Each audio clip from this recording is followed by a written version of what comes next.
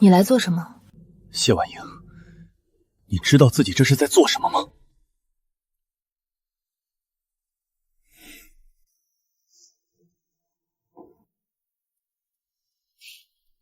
看够了吗？看够了就赶紧滚。谢婉莹，我只说一次，送他离开荆山市这件事，我可以当没发生过。婉明姐，都怪我，然哥肯定是误会了，我还是走吧，别因为我影响了你们10年的感情。你走什么？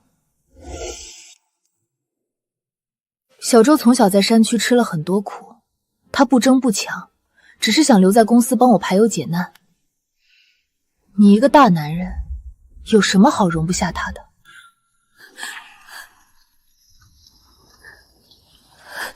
陆然，不管以后多有钱，我谢婉言的身边只会有你一个人。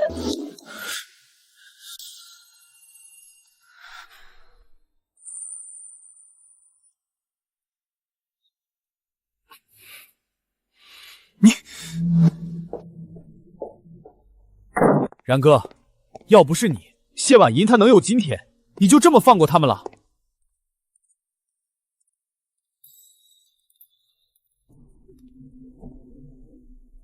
不论花多少钱，让宋周再也不要出现在谢婉明面前。明白，然哥。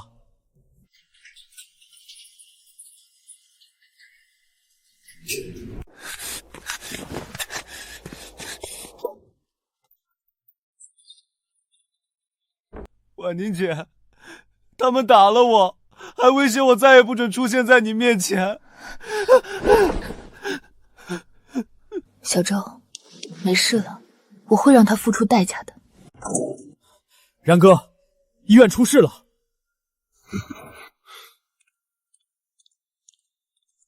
老爷子的手术被强行叫停，资产也全被谢家冻结。赵医生呢？失踪了。不过王医生正在停车场等你，现在能做手术的只有他了。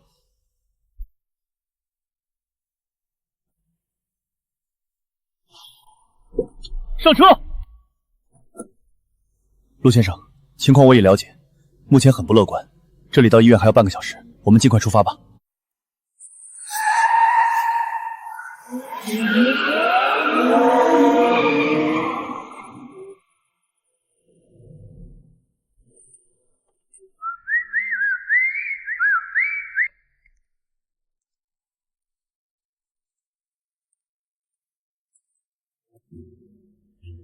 陆然，你前2天在酒店捉奸的时候不是很有底气吗？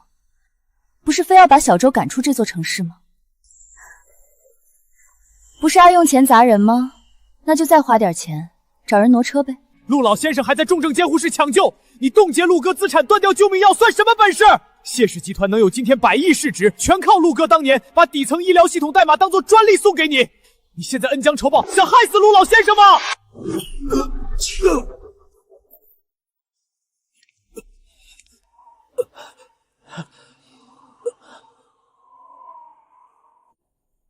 一条谢家养的狗，也配对我大呼小叫？少拿你那个死鬼老爸来压我！100万挪一辆车，加油哦，老公！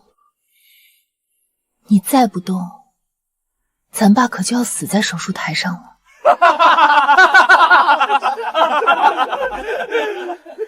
别说100万，这吃软饭的现在恐怕100块都拿不出来吧？谁让他得罪了小周？那可是咱们谢总放在心尖上疼的人。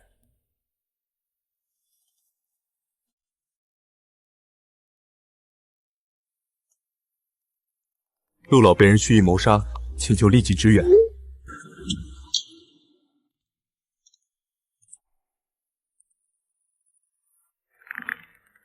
谢婉莹，我的资产是你亲手冻结的，我哪还有钱？你根本是要我爸的命！哼！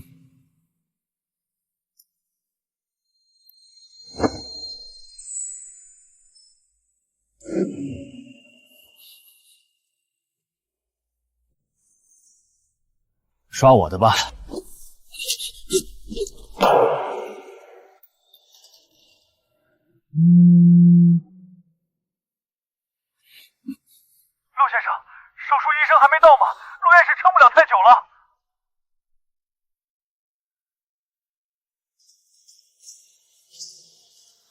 老公，我说过了，100万挪一辆哦。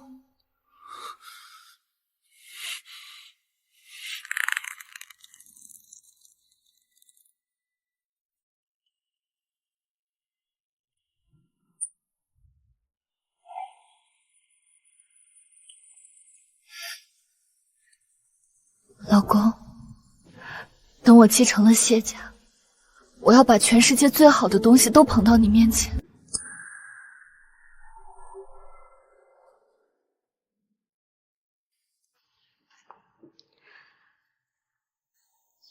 有了这个，谢家那些亲戚再也不敢看轻你。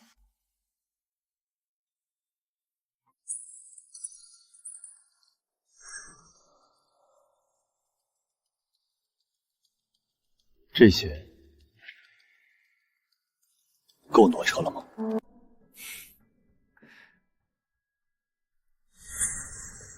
然哥，你这些东西怎么看着像高仿啊？这可是婉莹姐送我的孤品。然哥，你是不是被人骗了？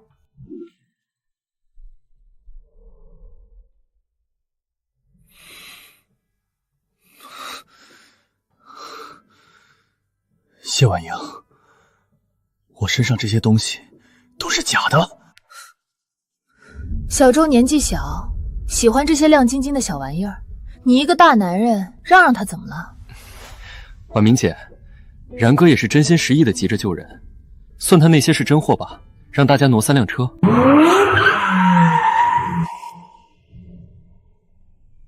开什么国际玩笑？这点缝隙连个自行车都推不过去，你们存心杀人是不是？陆然，你要是肯跪下，给小周磕头道个歉，今天这事儿就算了，我就让人放你过去救你爸。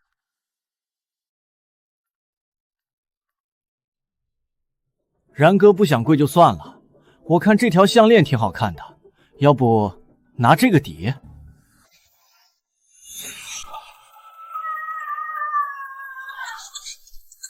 怕，妈妈在，门马上就开。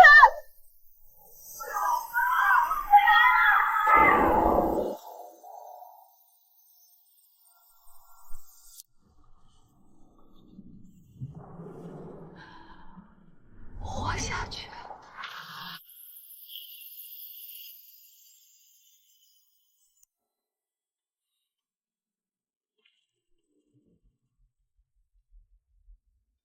谢婉莹，你知道这是我妈妈的遗物，难道你也觉得该用这个抵？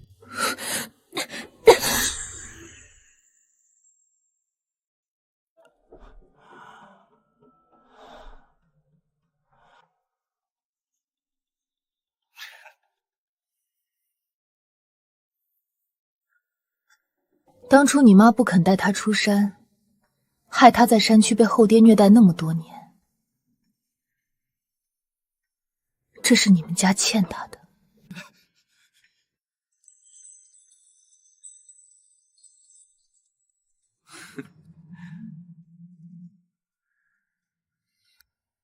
陆然，你不好奇婉文为什么知道这些陈芝麻烂谷子的事儿吗？当然是我在床上慢慢告诉她的。对了，顺便告诉你个秘密，当年把你反锁在教室里的人就是我。你不知道，你妈当时在门外哭着求我开门的样子，真像一条可怜的狗。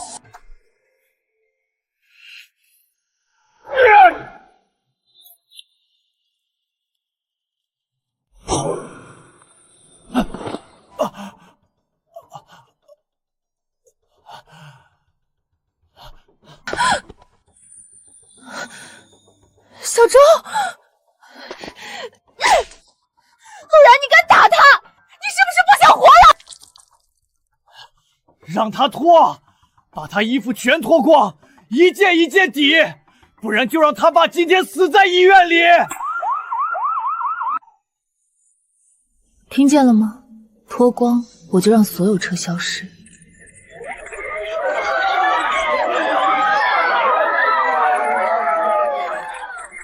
好，我脱。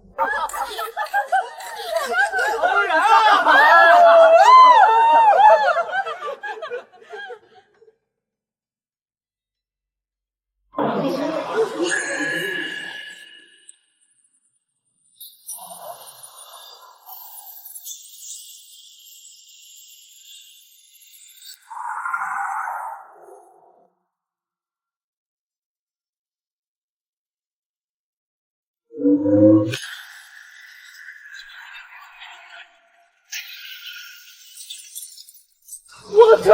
你们干什么？快跑！快跑啊！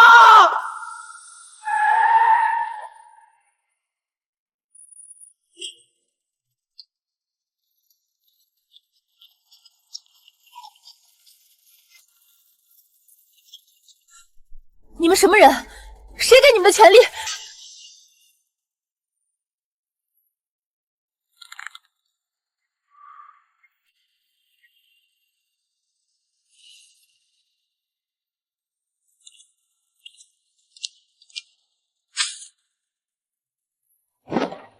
报告陆先生，救援人员已全部到位，请您指示。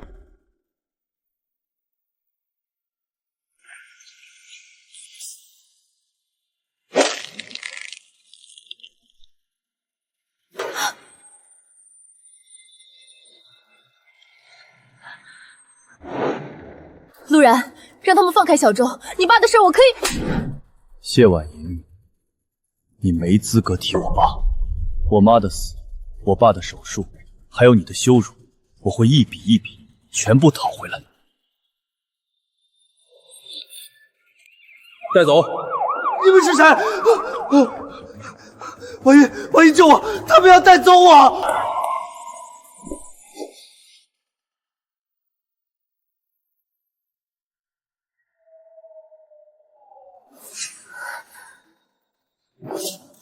陆然，你今天要是敢把宋周带走，我就彻底停掉陆老头所有的医疗供药。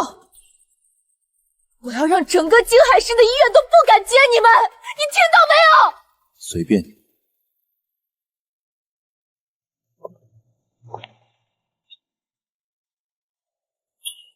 此人涉嫌窃取机密，并恶意阻挠紧急救援，立即移交警方。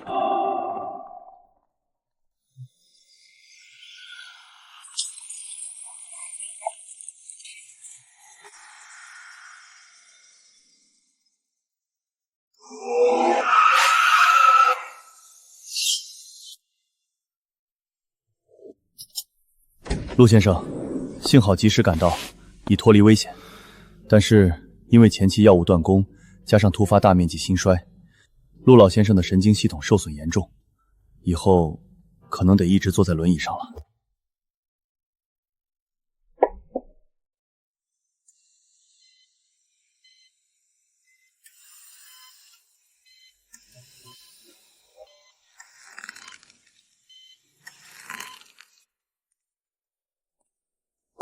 陆哥，谢婉莹那个毒妇，要不是她断药堵路，老爷子怎么会变成这样？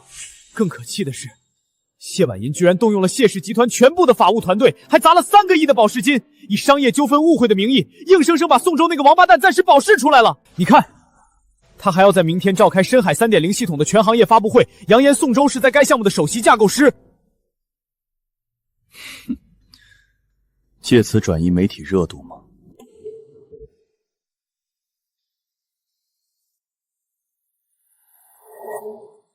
一巴掌拍死，太便宜他们了。宋州最在乎的是谢婉莹给的地位，谢婉莹最在乎的是谢家100亿的商业帝国。陆音是底牌，我要留到他们最得意的时候，连皮带骨一起掀翻。通知张律师，准备撤销授权协议。既然谢家觉得能有今天全是他们自己的本事，那我就把借给他们的东西连本带利收回来。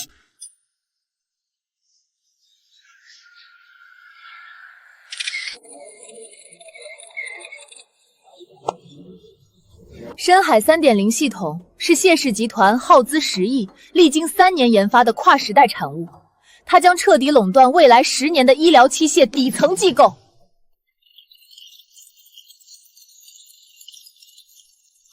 接下来，有请我们谢氏集团的首席技术员，也是深海 3.0 的核心架构师宋周先生，为大家演示系统核心代码。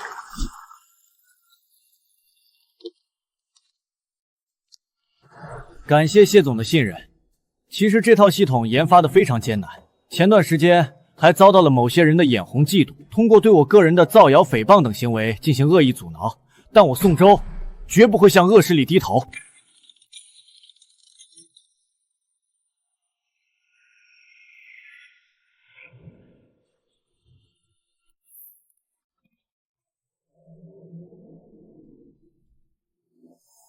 首席架构师，一个连代码都看不懂的文盲，也配叫架构师？谢氏集团什么时候改行收破烂了？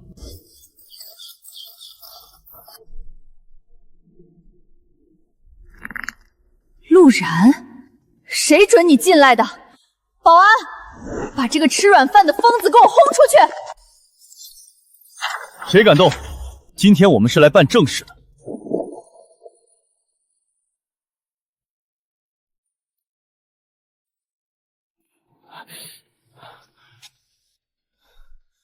陆然，你以为婉莹姐会原谅你做的那些事吗？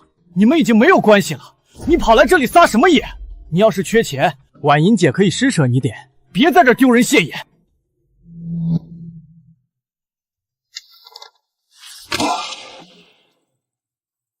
谢婉宁，看清楚，这是深海系列底层系统专利撤销函。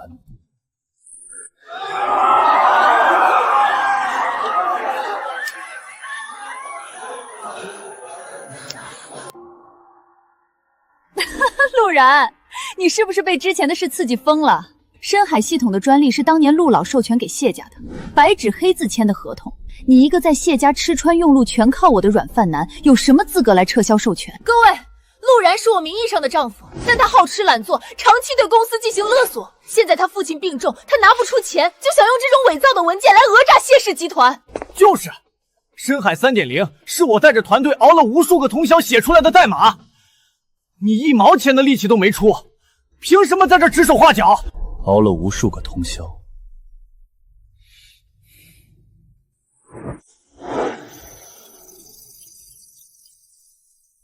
你要干什么？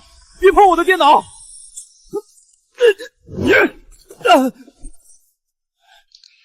闭上你的嘴，好好看着。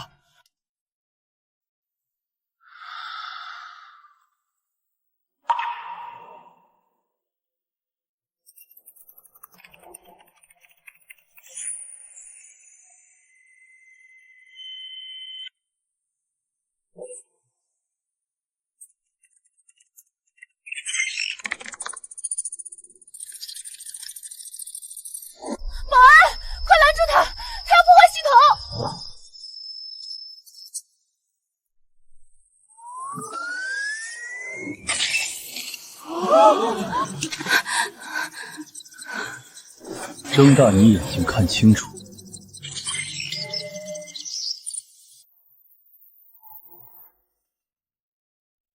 不可能，这不可能！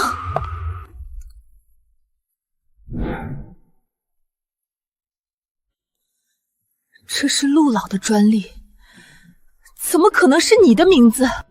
陆宗平是我的父亲，他只是替我挂个名而已。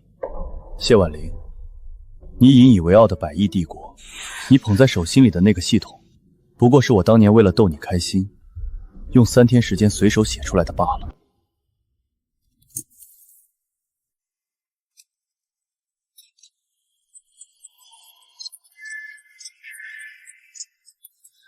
不，停下！陆然，你给我停下！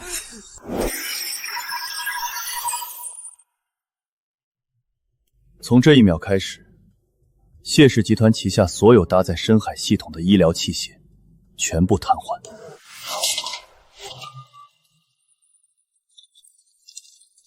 准备迎接违约诉讼吧，谢总。谢总，这到底是怎么回事？你们拿别人的专利来骗我们投资？马上退款！谢氏集团涉嫌严重商业诈骗，法庭见！我的天，千亿市值的谢氏核心技术居然全是从这个赘婿的。老公，陆然，你是在开玩笑的，对不对？你是在生我的气，对不对？你不能这样毁了我的心血啊！你的心血，这只是个开始，谢婉莹。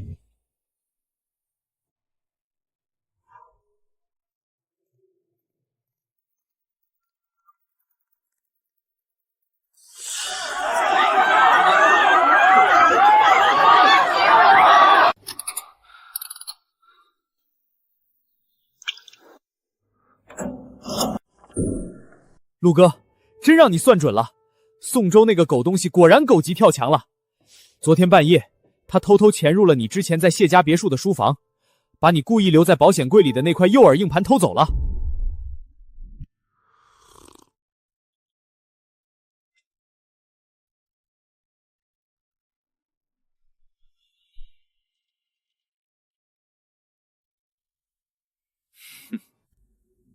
谢婉莹呢？她有什么反应？谢婉莹呢？她有什么反应？他在紧急补救，高调宣布要在今晚举办深海 4.0 预发布会。我看他是冲昏了头脑，连软件内容都没有确认就草率布置。这女人是想借发布会强行把谢氏的烂摊子冲洗干净。上次被我阻止了，所以立马筹划新的吗？可不是，所以他还宣布要同时举办和宋州的订婚宴，请柬都发遍全京海了，还特意派人送了一份到咱们前台。那正好，对方已经帮我们准备好舞台了。换衣服，去送这对新人上路。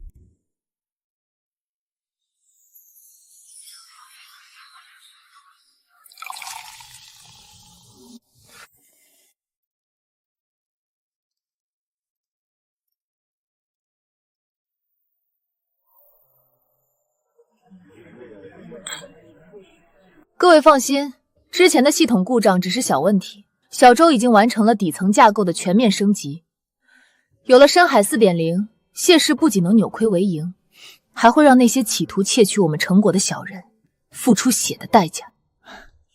多亏了婉莹姐的信任，为了这套系统，我确实熬了几十个通宵，但这都是值得的。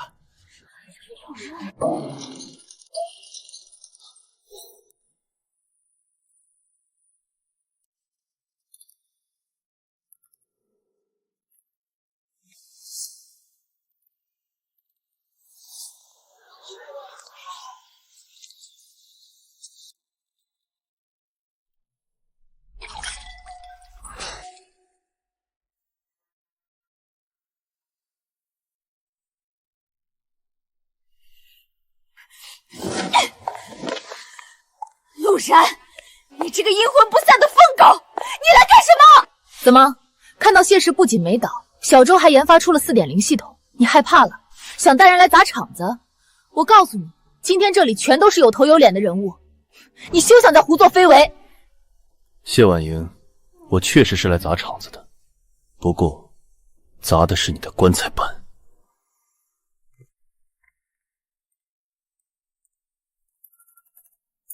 谢婉莹，你不是说深海 4.0 是宋州呕心沥血研发的吗？那不如让大家看看他是怎么呕心沥血的。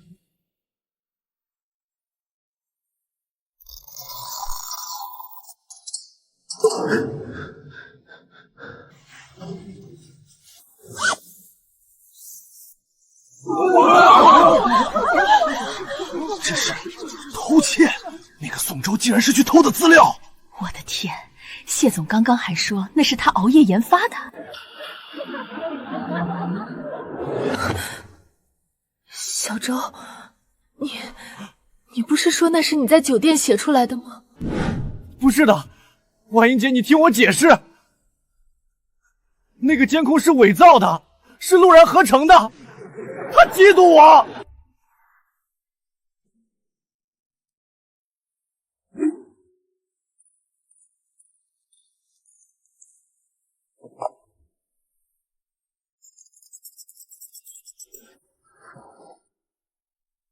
队长，确实是机密文件。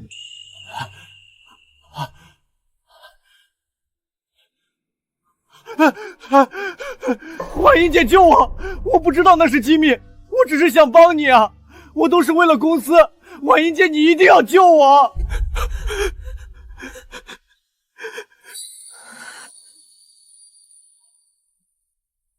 陆然，我不会让你得逞的。谢家的法务部就算是倾家荡产，也会把他保下来；就算是倾家荡产，也会把他保下来。倾家荡产也要保他。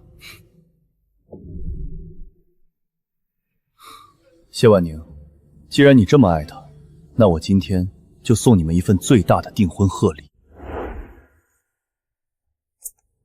或许你们还不知道，我爸身为重要学者，常年有对手试图接近他，所以作为他的儿子，我身上一直带着微型录音设备，24小时随时待命。你以为我站在那儿听你炫耀，是为了什么？蠢货！其实我一直在等你把所有的罪行亲口说完。陆然，你不好奇婉莹为什么知道这些陈芝麻烂谷子的事吗？当然，是我在床上慢慢告诉她的。对了，顺便告诉你个秘密，当年把你反锁在教室里的人就是我。你不知道，你妈当时在门外哭着求我开门的样子，真像一条可怜的狗。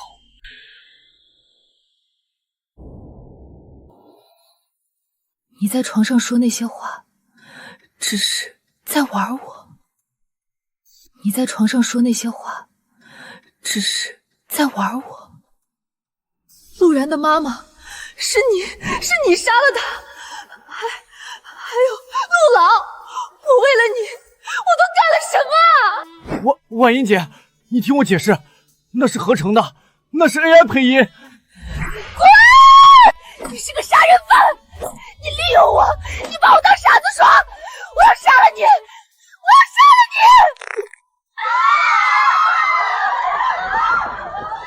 现在才知道自己是个傻子，谢婉莹，晚了。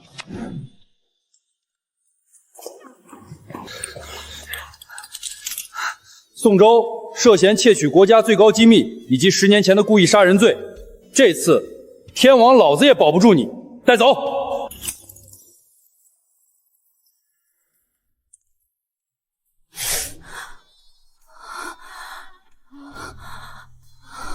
谢婉莹女士，您涉嫌包庇重大刑事犯罪嫌疑人，并涉嫌侵犯商业机密，请跟我们走一趟吧。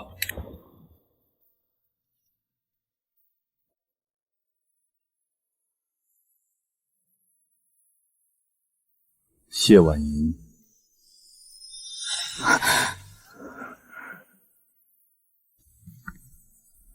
你刚才说倾家荡产也要保他，还有之前在车库，你说我爸的事，你可以怎样？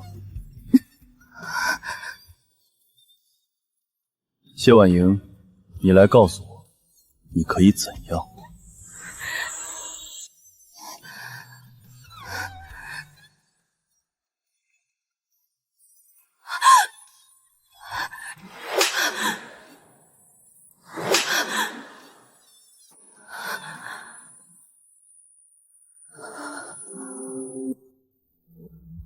你可以把我爸还给我吗？你可以让我妈活过来吗？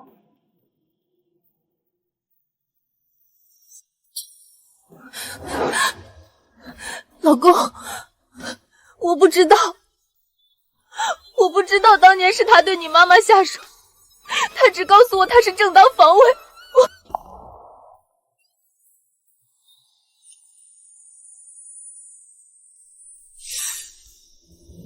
你不知道，谢婉仪，你当然不知道，你从来都不需要知道。谢婉仪，你当然不知道，你从来都不需要知道。你只需要相信他想让你相信的，只需要站在他那边，享受那种拯救者的快感。至于真相是什么，我经历过什么，以及我妈是怎么死的，你根本不在乎。我在乎，老公，我在乎，我只是被他骗了，你被他骗了？谢婉宁，你是宋州养的狗吗？他说什么你就信什么？他说他可怜你就心疼他，他说我欺负他你就帮他出气。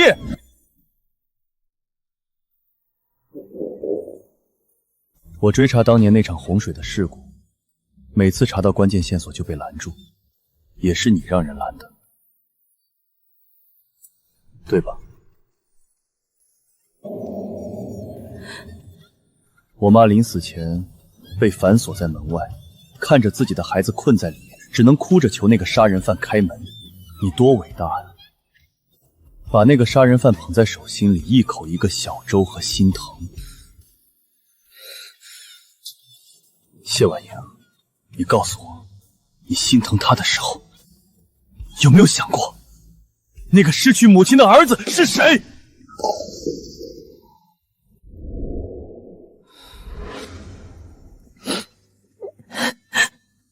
老公，对不起，对不起，对不起，谢婉英，这3个字太轻了。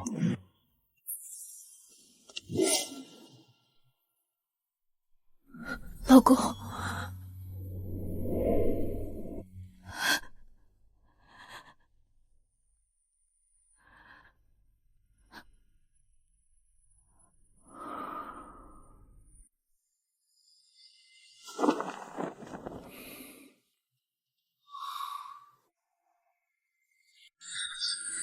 一切都结束了，心中却隐隐的有些不安，是哪一步出了疏忽？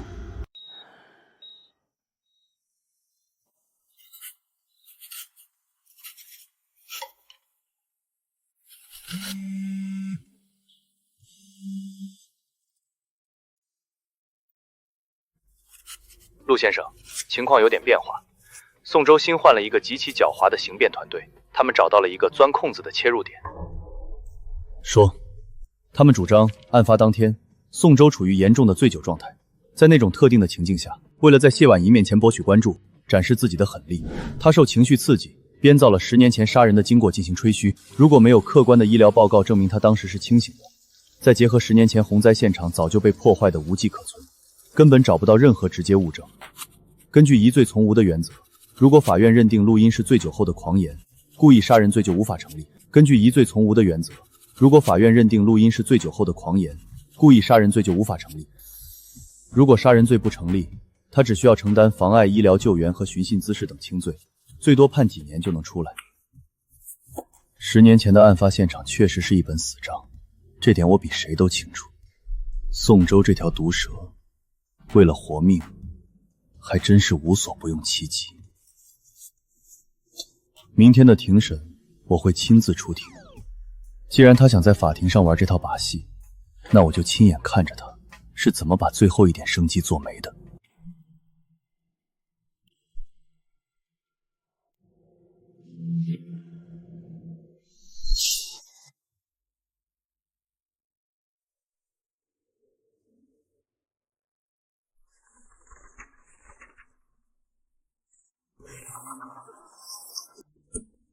对了，当年把你锁在教室里的人是我啊！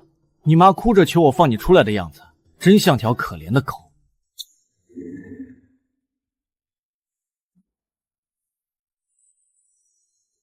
审判长，我方对该录音作为定罪的核心证据表示强烈异议。审判长，我方对该录音作为定罪的核心证据表示强烈异议。众所周知，我的当事人宋州先生在案发当天中午曾经过量饮酒。当他在地下停车场与陆然先生发生冲突时，由于受到对方言语刺激，在酒精和极端情绪的双重作用下，产生了一种病态的炫耀心理。在这段录音中，它的内容完全是酒后的信口雌黄，是为了迎合当时的情境刻意捏造的谎言。反对！录音中被告人的逻辑清晰，语言连贯，且能够准确描述10年前案发的具体细节，这绝不是一个醉酒之人能够凭空捏造出来的。反对无效。公诉人说他逻辑清晰，这只是主观判断。人在处于某种特定醉酒状态时，往往能编造出逻辑自洽的谎言。请问公诉方，你们有案发当时我当事人的血液酒精浓度检测报告吗？由于当时属于特殊情况，并未在第一时间进行酒精检测，但这不能没有检测报告就无法证明他当时是清醒的。审判长，10年前的洪灾案发现场早就无迹可存，除了一段在情绪失控和疑似醉酒状态下的录音，检方拿不出任何一丁点实质性的物证来证明宋周先生真的同当年的事情有关联，孤证不立。我们绝不能仅凭一段可能是在酒精催化吹嘘出来的录音，就给一个年轻人定下故意杀人的死罪。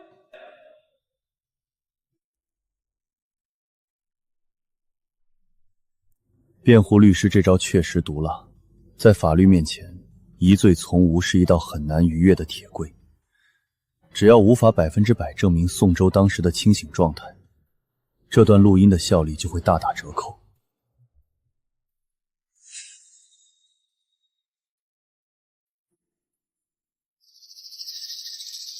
陆然，你拿我一点办法都没有。因此，我方恳请法庭驳回故意杀人罪的指控，仅就当日妨碍公共秩序等行为进行轻判。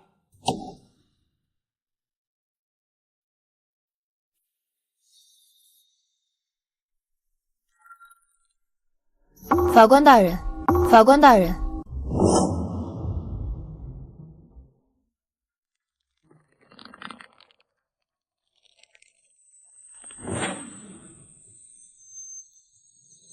他在撒谎。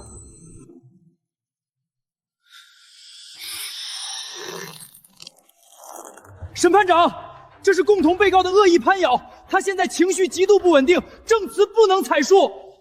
审判长，我非常清醒。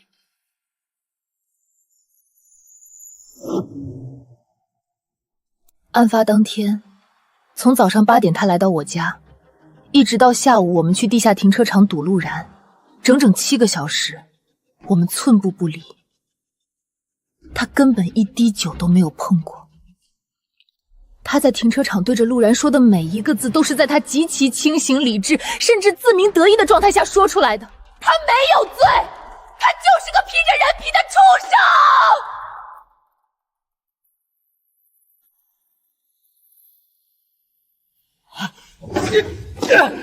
你闭嘴！谢婉莹，你疯了吗？你这个贱女人，你敢害我！肃静！被告人宋周，控制你的情绪。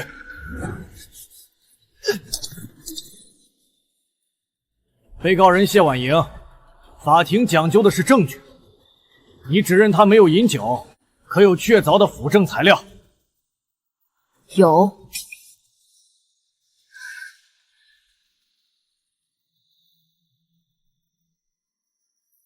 当天中午11点半，我和宋周在京海市中心商场的樱井日料店用餐。那家店实行严格的会员制和实名账单，法庭现在就可以派人去调取当天的消费明细，账单上可以清清楚楚的证明我们点的是2杯气泡水，没有任何酒精饮料。还有，下午2点10分，我们从谢家别墅出发，前往医院停车场。谢家大门外和车库内安装了最高级别的高清全景监控，不仅有画面，还能收音。监控录像每个月才覆盖一次，法庭只要去调取那段监控，就能看到他走向跑车时的步态有多稳健，神志有多清醒。绝不可能是醉酒状态。他走向跑车时的步态有多稳健，神志有多清醒。绝不可能是醉酒状态。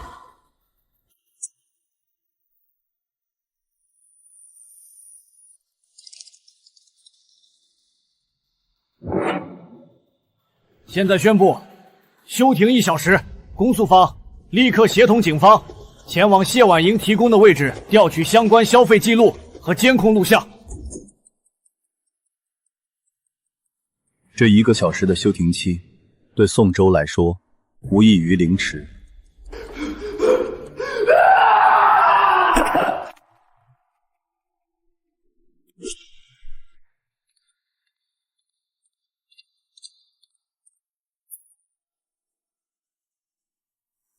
审判长，经过紧急核查，被告人谢婉宁提供的线索完全属实。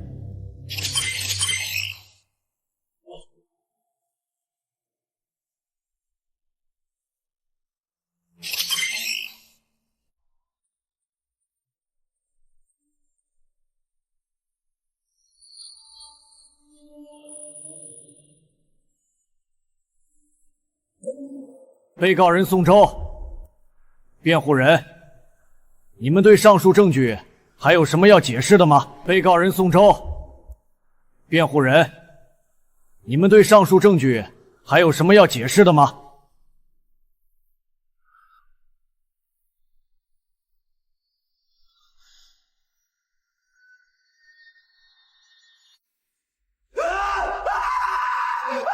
谢婉莹，你这个臭婊子，你不得好死！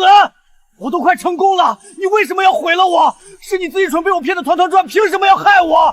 你以为陆然还会要你吗？你就是个没人要的破鞋！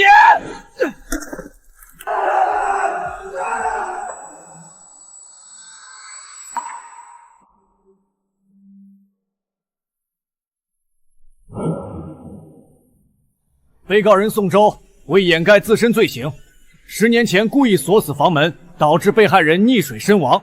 犯罪事实清楚，证据确凿，手段极其残忍，情节特别恶劣，且在庭审期间企图捏造事实，作伪证，逃脱法律制裁，毫无悔改之意。现以故意杀人罪、诈骗罪数罪并罚，判处被告人宋周死刑，剥夺政治权利终身。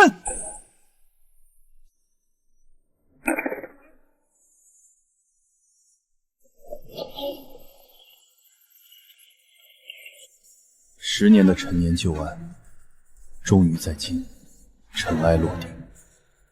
宋周终于为他当年锁上的那扇门付出了代价。被告人谢婉莹虽涉嫌妨碍紧急医疗救援及一定程度的包庇行为，但在庭审关键时刻主动提供重要线索，彻底击破了主犯的伪证，有重大立功表现，且认罪态度极好，依法予以从轻处罚，判处有期徒刑3年。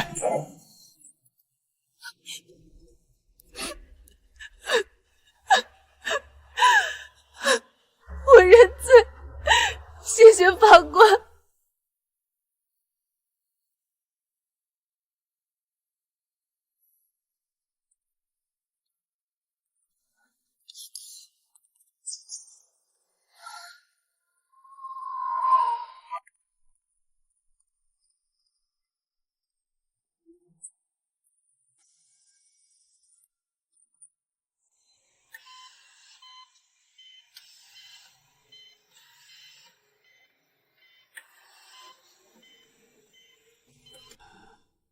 结束了。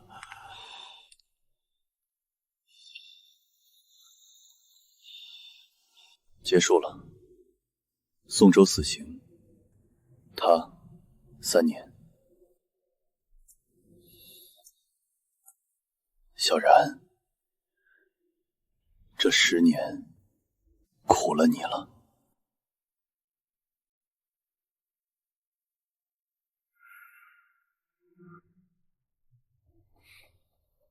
爸，不苦了，就当是当年创业时我买他那一饭之恩的利息。现在账清了，一身轻松。是啊，该放下了。前2天院里的老周来看我，说深海医疗项目的核心架构还等着你回去带团队，等您出院，我就回去销假。我本就只是个搞研发的，这些年为了谢婉宁的公司在后面做牛做马，荒废了不少本行。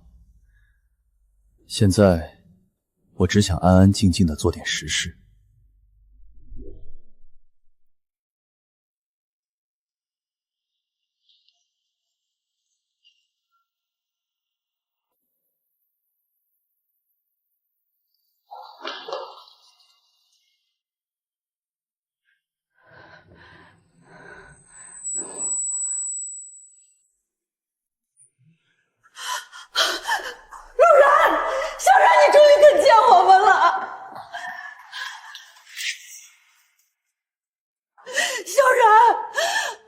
求求你了，你高抬贵手，给谢家留条活路吧。万一已经认罪了，他要在里面蹲3年啊，他已经得到惩罚了。可是谢氏集团是无辜的。你把底层专利授权全撤了，合作商现在都在告我们违约，银行天天催搜，公司的资金链全断了。那是晚明10年的心血，是我们谢家一大家子人的命根子。小然，看在你们夫妻一场的份上，你不能见死不救啊！心血，谢夫人，你是不是对心血这2个字有什么误解？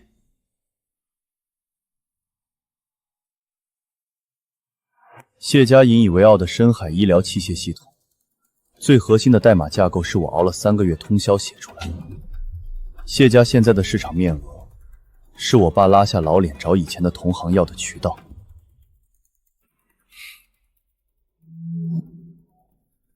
你们谢家这10年，除了拿着我团队的研发成果出去耀武扬威、挥霍无度，还做过什么？那也是你自愿给谢婉莹的，既然给了，哪有收回去的道理？你一个大男人做事怎么这么绝？闭嘴！闭嘴！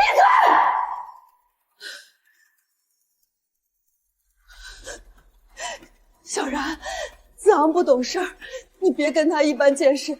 阿姨知道是我们对不起你，可是没有什么可是。当年我把专利独家授权给谢氏，是因为谢婉明是我的妻子。现在，谢婉明是个即将服刑的罪犯，而我需要对我的研发团队和心血负责，把我的东西从一个包庇杀母仇案的罪犯手里收回来，这叫物归原主，不叫赶尽杀绝。谢夫人，别再来医院了。谢家的危机是正常的商业反噬，你们习惯了吸别人的血过日子，现在血包拔了，你们该学着自己去还债了。麻烦了，别让他们上去打扰病人休息。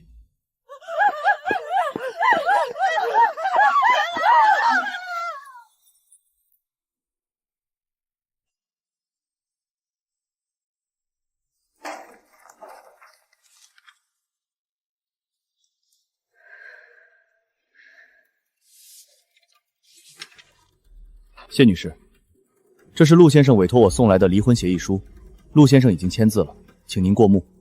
如果对财产分割没有异议，请在最后一页签字。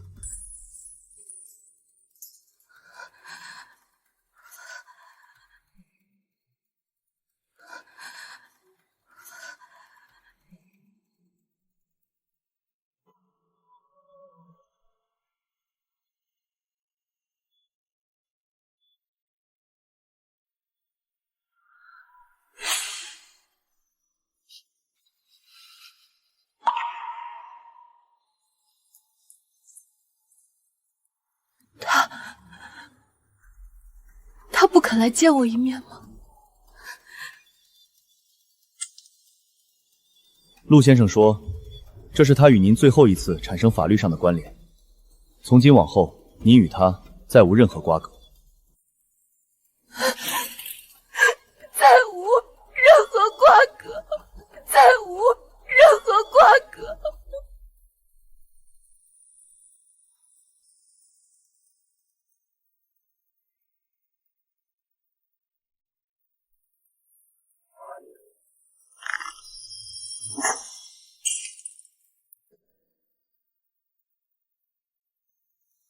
我签。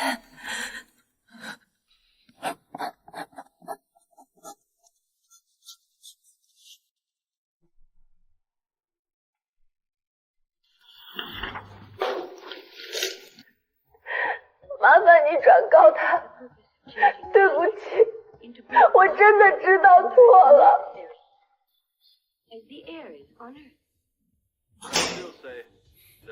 谢女士，保重。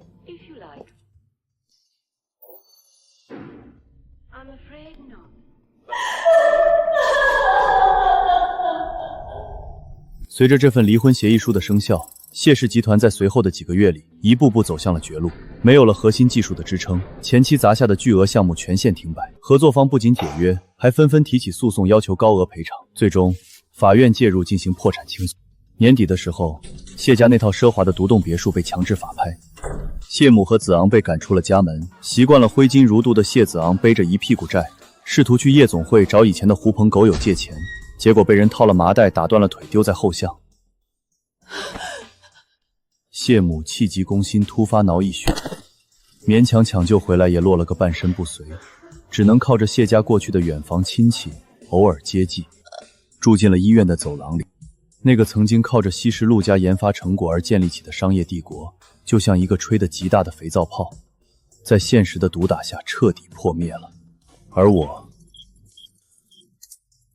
知道，属于我的生活终于重新回到了正轨，那些烂人烂事已经被彻底清扫出了我的人生。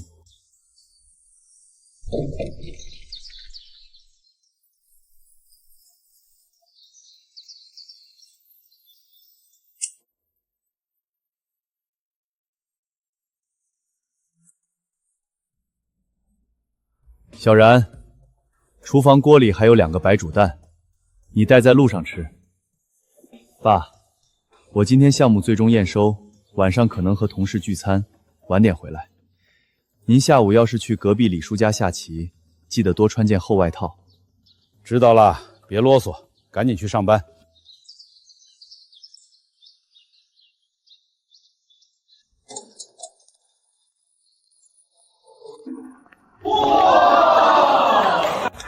陆哥，你可算来了！昨晚第3阶段的抗压测试彻底跑通了。老大，这下咱们的医疗辅助系统绝对能顺产，今晚必须大吃一顿庆祝一下啊！行，辛苦大家了。今晚地方你们随便挑，我买单。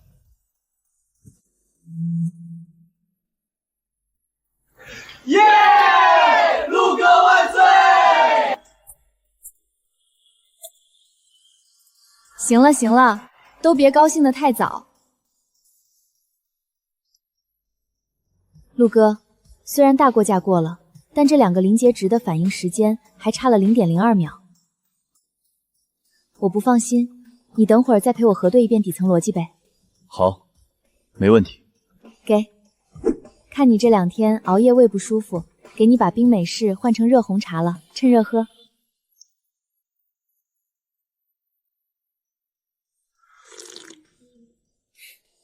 谢了。不知不觉都认识2年了，苏童，平日里辛苦你关心了。陆哥，你这是在说什么呀？耶！全票通过！陆哥，今晚必须去吃隔壁家最贵的日料。行，走吧。吃亏我算你们的。陆哥，我先去对面的便利店买包纸巾，你在园区大门口等我一下啊。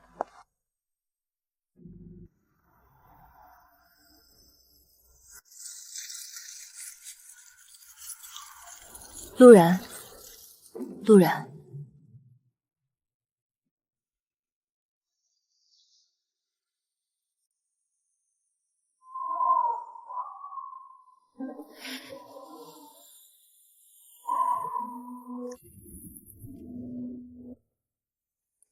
我今天刚出来，我去疗养院打听过，他们说叔叔身体好了，你在这个园区上班，所以我就……他们说叔叔身体好了，你在这个园区上班，所以我就……有事儿吗？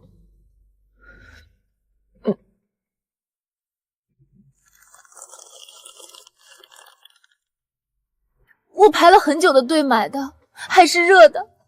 你以前最爱吃这个。我没有别的意思，我只是想来看看你，想亲自跟你说一声对不起。陆然，这3年在里面，我每天都在想我们以前的日子。我知道我蠢，我瞎了眼，我被宋州那个时候骗得团团转，我为了他做了那么多伤害你的事，我不奢求你原谅我，真的，我只求你能不能别用这种眼神看我。谢婉莹，我早就已经不怪你了。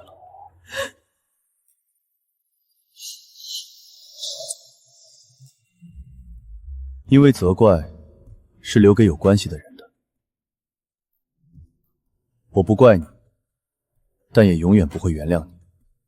你对我来说，只是10年前认识的一个无关紧要的故人。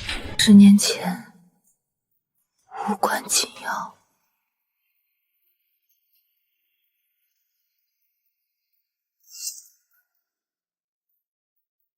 陆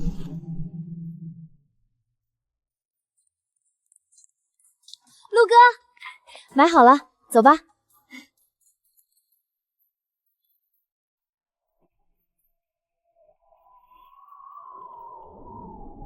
这位是？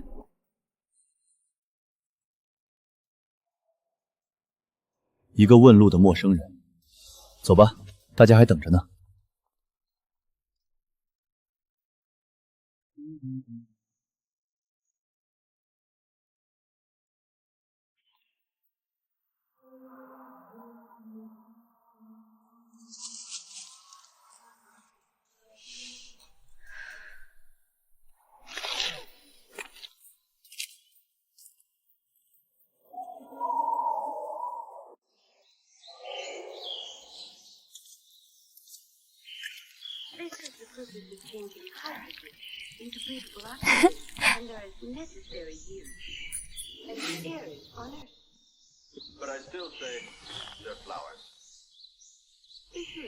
陆然，你听说谢婉莹出来了吗？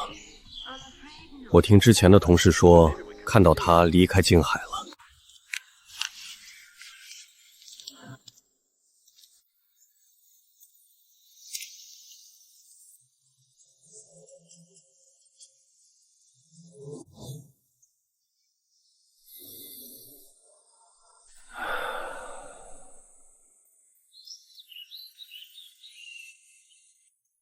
小然，要活下去，好好的活下去。妈，你放心，我不但活下来了，而且活在了阳光里，那些阴霾已经永远的过去了。